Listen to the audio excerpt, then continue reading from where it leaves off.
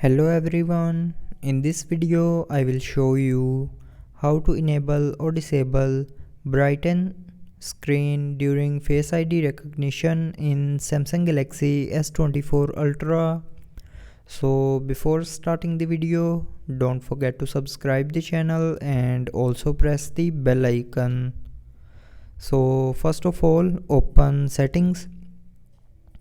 Now in settings, scroll down and here click on security and privacy.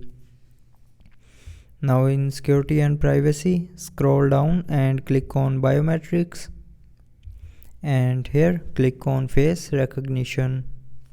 Now enter your lock screen pin, password or pattern, and here you will see a Brighten screen button.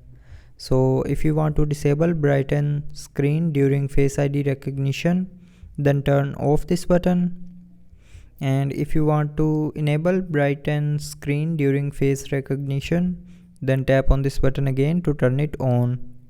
So with this button you can enable or disable Brighten screen during Face ID recognition in Samsung Galaxy S24 Ultra.